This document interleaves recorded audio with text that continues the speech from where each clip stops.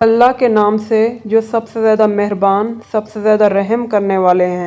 اے ایمان والوں، تم اپنے عہد پورے کرو۔ تمہارے لیے مویشی جانوروں کو کھانا حلال کیا گیا ہے، سوائے ان کے جو اس کتاب میں خاص طور پر حرام کیے گئے ہیں۔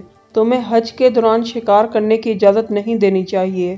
اللہ جو چاہتے ہیں حکم جاری کر دیتے ہیں۔ اے ایمان والوں، اللہ کی بنائی ہوئی مذہبی رسموں کی خلاف ورزی مت کرو، نہ ہی مقدس مہینوں کی، نہ ہی قربان ہونے والے جانوروں کی، نہ ہی ان پر چڑھائے جانے والے ہاروں کی، نہ ہی ان لوگوں کی جو اپنے رب کی نعمتیں اور رضامندی حاصل کرنے کے لیے مقدس گھر کعبہ کی طرف جا رہے ہیں۔ جب تم حج مکمل کر لیتے ہو تو تم شکار کر سکتے ہو۔ تم ان لوگوں سے نفرت کی وجہ سے اس حد تک غصے میں مت آ جاؤ کہ زیادتی کرنے لگ جاؤ، کیونکہ انہوں نے تمہیں مقدس مسجد میں جانے سے روکا تھا۔ تم نیکی اور مذہبی معاملوں میں ایک دوسرے کا ساتھ دو، گناہ اور برے کاموں میں ایک دوسرے کا ساتھ مت دو۔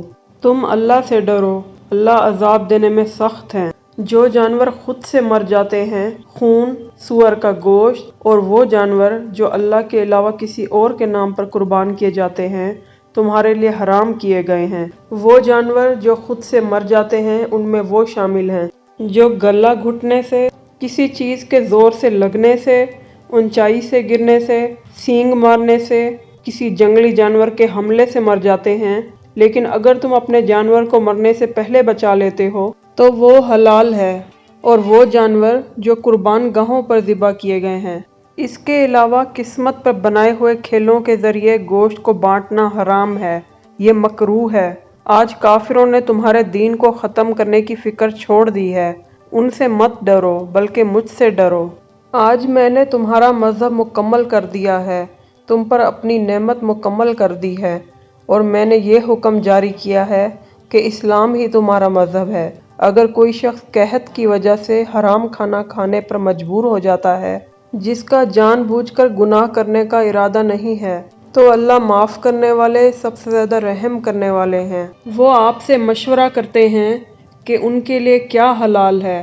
کہو، تمہارے لیے ساری اچھی چیزیں حلال ہیں، جس میں وہ بھی شامل ہیں جو تربیت یافتہ کتے اور باز تمہارے لیے پکڑ کر لاتے ہیں۔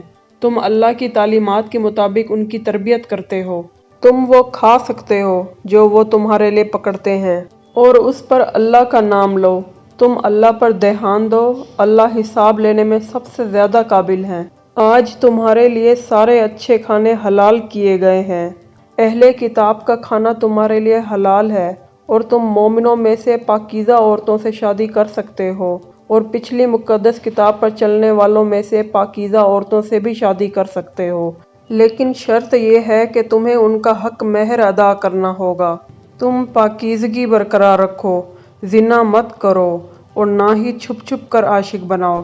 جو کوئی دین کو ٹھکراتا ہے اس کے سارے کام ضائع ہو جائیں گے، اور آخرت میں وہ ہارنے والوں کے ساتھ ہوگا۔